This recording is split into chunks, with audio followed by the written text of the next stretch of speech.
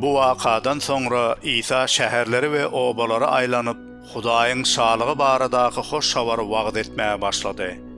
12 şägirdi hem onuň ýanyndaty.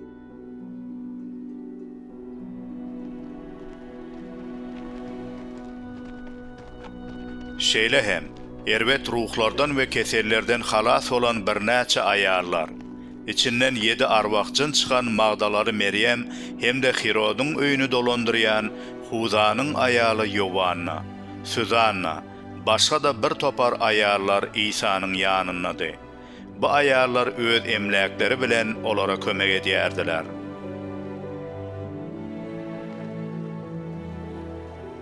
Uly bir mähelle üýşüp ähli şäherlerden adamlar İsa'nyň ýanyna geldi. Şonu İsa olara şu tymsaly gürrüň berdi. Bir daýhan ekin ekmäge çykýar. Ekip ýörke tohumlaryň bir näçesi ýoluň üstüne düşüp aýak astyny depelenýär we guşlar gelip onu çokýarlar. Bir näçe tohum daşly ýere düşýär. Olar göweren badyna susuzlukdan gurap gidýärler. Bir näçesi tikenligiň arasyna düşýär. Tohum bilen göweren tikenler olary basýar. Bir näçesi de gowy topraga düşýär. Olar göwerip çykyp her biri 100 esse hasyl berýär. Bulary gürrüň berenden soň İsa, "Eşitmäge gulagy bar adam eşitsin" diýip gıýgyrdy. Şägirdler ondan, "Bu tymsalyň manysy näme?" diýip soradylar. Ol şeýle diýdi: "Hudaýyň şalygynyň sırlaryny düşünme ukyby size berildi. Emma başgalar seredip görmesinler, eşidip düşünmesinler" diýip olara tymsallar arkaly aýdylýar. Tymsalyň manysy şeýle: Tohum Hudaýyň sözüdür. Ýoluň üstüne düşen däneler sözü eşidýän adamlardyr. Emma şeytan gelip iman getirmesinler, halas bolmasınlar diýip olaryň kalbyndan sözü sogrup alýar. Daşly ýere düşenler bolsa sözü eşidenlerine şatlyk bilen kabul edýän adamlardyr. Ýöne olarda kök ýokdur. Olar az wagtlaýyn iman edip, syna wagty imandan dänýärler. Tikenekliň arasyna düşenler bolsa sözü eşidýänlerdir. Emma durmuşyň aladalary, baýlyklary, keypi sapasy olary barha bogyar. Olar hasyl bermeýärler. Gowy topraga düşenler bolsa sözü eşidip, onu ýagşy hem päk ýürekde saklaýanlardyr. Olar çydamlylyk bilen miwe berýändirler. Hiç kim çyrany ýakyp, onuň üstüni gap bilen örtýänler. Ya da onu çarpayanyň aşagyna goýýanlar. Gaýtam, içeri girenler ışığı görür ýaly, onu çıradanyň üstüne goýýanlar. Elbette, üstü açılmajak gizlin zat, bilinmejek, mese mälim bolmajak ýaşyryn zat ýokdur. Şonuň üçin hem nähili dileýändiňizde ünüs berin. Kimde bar bolsa, oňa ýene berler. Ýöne kimde ýok bolsa, özüniňki hasap edýän zady hem elinden alynar.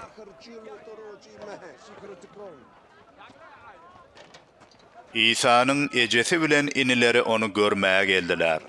Emma üýşen mähelleden ýaňa onuň ýanyna girip bilmediler. Oňa, "Ejeň bilen doganlaryň seni görmek üçin daşarda garaşyp durlar" diýip habar berdiler. Emma İsa, "Meniň ejem, doganlarym Hudaýyň sözüni dinläp onu berja edýänlerdir" diýip jogap berdi.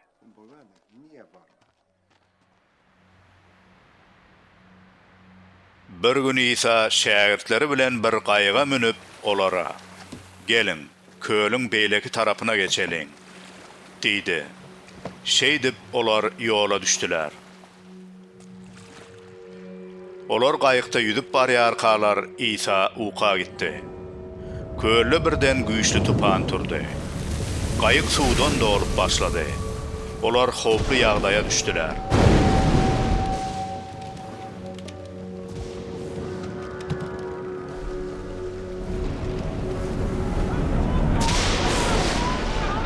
Şähertler baryp İsany oýaryp, "Halipa, halipa, biz helak bolup barýarys" diýdiler.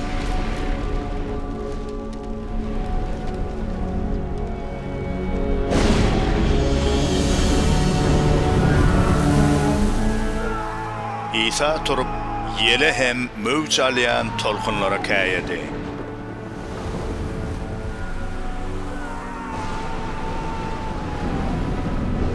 Tupan yatıp dolu imisalalyk aralaşdy.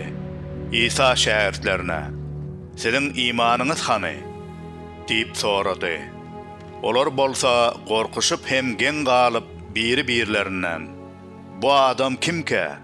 Ol yele hem suwa buyruk berýär. Olar da oňa gulak asýar" diýişdiler. Olar Jeliläniň garşysynda yerleşen Geresalylaryň ýurduna geldiler.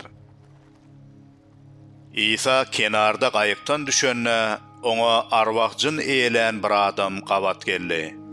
Ol adam köpden bäri hiç hili egineşik giýmeýärdi. Öýünde ýaşaman, mazarlaryň arasynda ýaşaýardy.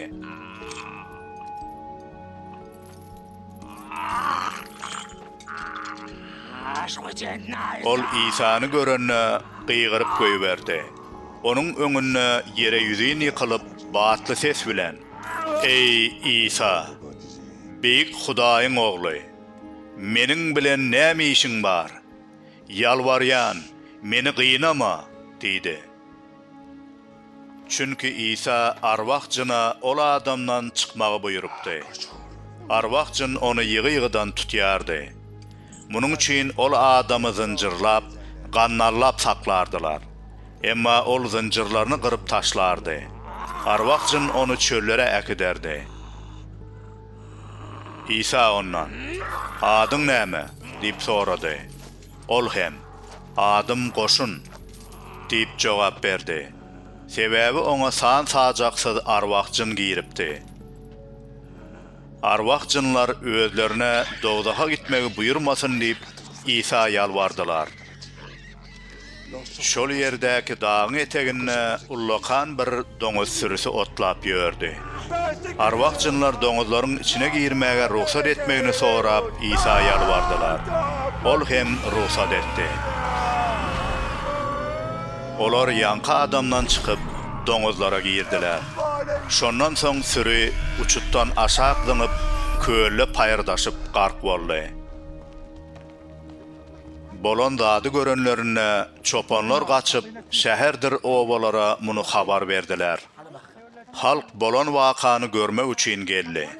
Olar İsa'nyň ýanyna gelenlerine içinden arwakjyn çykan adamyň giyinip İsa'nyň ayak ucuna oturanlygyny, akylynyň hem ýerindedigini görüp gorkdular.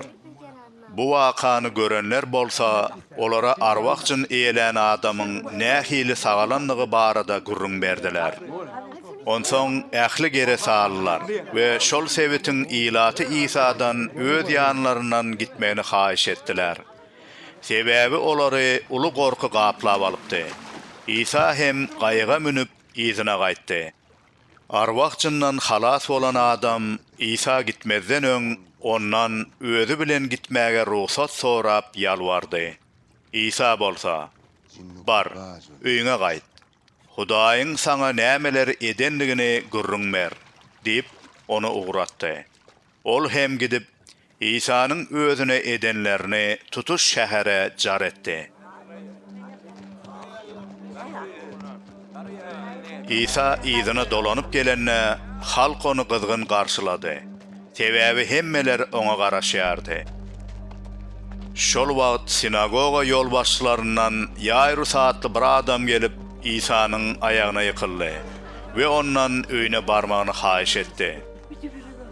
Munun sebäbi onuň 12 ýaşlaryndaky ýekece gyzy ölüm ýasygyna ýatyrdy. İsa ol ýere gidip barýarka, mähelle onu her ýandan gysyp gowurup barýardy. Mähelleniň içinde 12 ýyldan bäri gan akma keselli bir aýal hem bardy. Ol hiç zatdan haýyr tapmandy.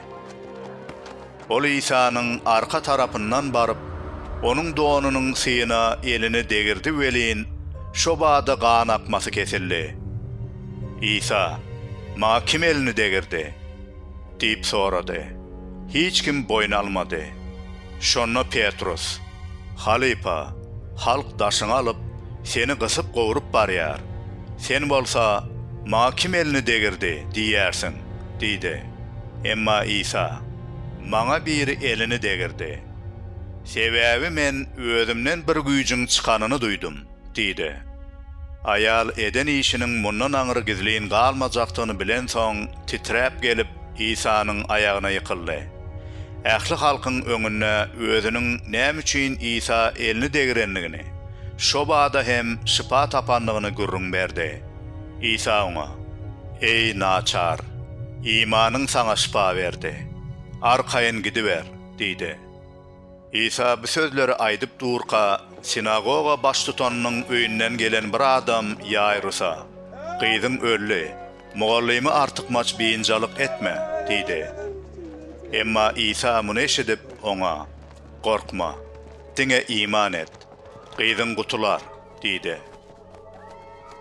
İsa onuň öýüne gelenne Petrus, Yohanna, Yakup we gyzyň en atasyndan başga hiç kime özü bilen içeri girmäge ruhsat etmedi.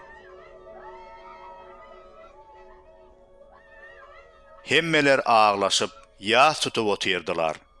Emma İsa, "Ağlamaň, ol ölenok, uklap ýatyr" diýdi.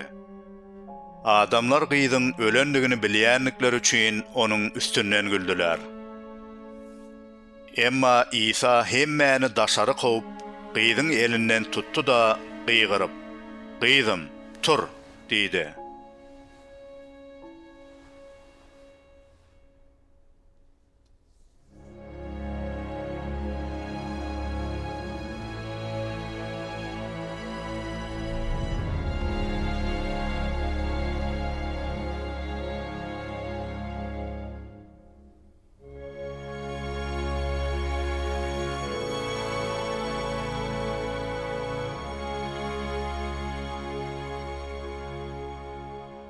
Gyza can giyirip, ol şo bada yerinden turdy. Onsoň İsa gyza nahar bermeklerini buyurdy. Gyzyň en atasy hayran galdy. İsa bolsa olara bolup geçen hadisany hiç kime aýtmazygy tapşyrdy.